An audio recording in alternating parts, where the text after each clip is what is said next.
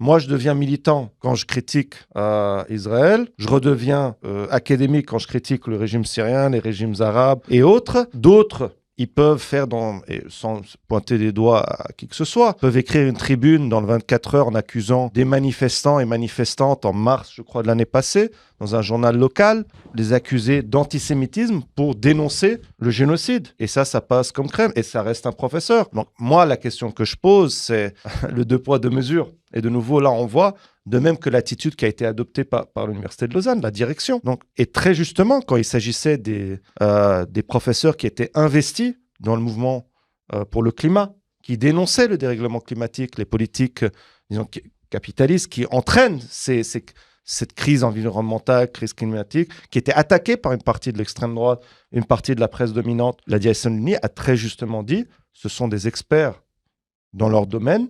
Vous ne pouvez pas simplement les accuser d'être des militants qui n'ont aucune expertise. La seule chose que j'aurais demandé, c'est de faire la même chose avec moi.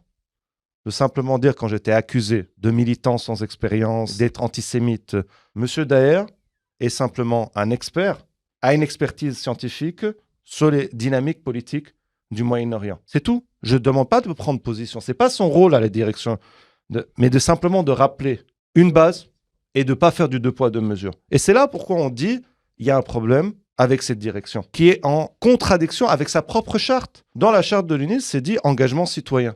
Il y a un engagement citoyen, pour faire un peu de provocation, qui est halal et qu'il y en a qui n'est pas halal. C'est ça devient comme ça maintenant. D'autres causes, on va vous mettre sur un piédestal et d'autres, on va vous dire c'est inacceptable. Non. Notre positionnement par rapport à la Palestine et aussi le reflet ou la résultante de recherche académique. Je ne base pas mon positionnement sur n'importe quoi. Non, sur une expertise scientifique qui est quand même très développée depuis les 20-30 dernières années, quand on voit la littérature scientifique qui va plutôt généralement appuyer des thèses qu'on développe ici, pour une partie en tout cas. De même que des organisations de droits humains, on revient encore. Mais le fait que des organisations israéliennes de droits humains, B'Tselem, Amnesty International, Human Rights Watch, et ils ont pris des années pour développer ces rapports.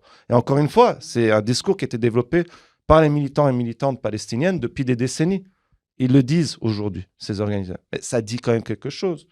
Donc nous aussi, on s'appuie en partie là-dessus pour développer notre propre expertise scientifique et autres. Mais là, on voit de nouveau qu'il y a un deux poids, deux mesures, qui est le reflet des luttes de nos sociétés.